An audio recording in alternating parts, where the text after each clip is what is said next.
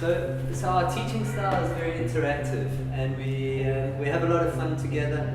And the biggest thing that we're interested in this series of workshops is teaching practitioners how to integrate different parts of the body and understand the body in a way that makes a lot of sense. A lot of yoga practitioners and yoga teachers are quite naturally flexible. And there is a condition or a tendency towards becoming hypermobile. And so we're going to run through a test and a couple of tests and just demonstrate some of the ways that we can see if somebody is hypermobile. And the first is, please to take your finger and extend it up past 90 degrees. And so we have 1. And then take your thumb and bend your thumb this way back towards your forearm. And if it touches, then we have 2. And then take your elbows and lock your elbows out to the side. And if we have an elbow that is bending over, what we used to call double jointed, we have a 3rd score. Then we can do it on the opposite side. So you can bend your little finger. So now you can go over 90, so we have a 4. And we can do that with the thumb.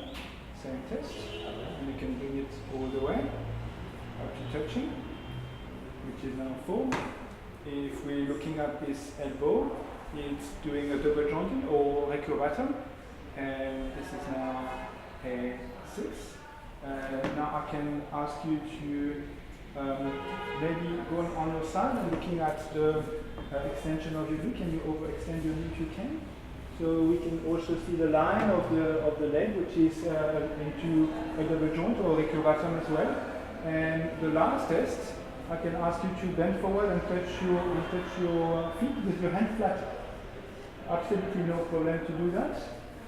You can come up. So we have a sense of all of the joints, the major joints, articulations in this body being really mobile.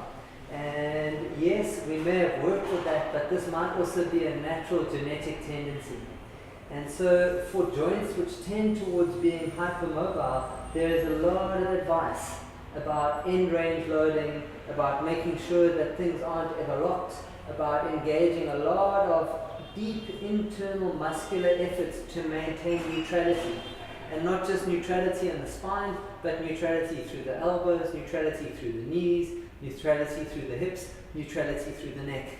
And so somebody practicing yoga with a hypermobile form might need a lot of emphasis on stability and strength. In this workshop, we'll go, we'll bridge toward mobility and stability as we go through what we call local and global, or mobilizers and stabilizers, and see where is needed to put more focus on the mobilizers, or where it's much needed to put more focus on the stabilizers. Can we ask you please to do a plank for us? And if you are more happy with the chaturanga, that might also be good. Beautiful. And so we might want to emphasize some deep abdominal contraction. We may notice already that the hips tend to be a little bit up because the lower abdomen is a little bit weak. We have an observation around the scapulae, which are tending to wing up, and the head, which is tending to drop forwards into a protracted position. A long curvature on the spine, which is mainly held on the upper part of the longer spine. You can divide it. Thank you.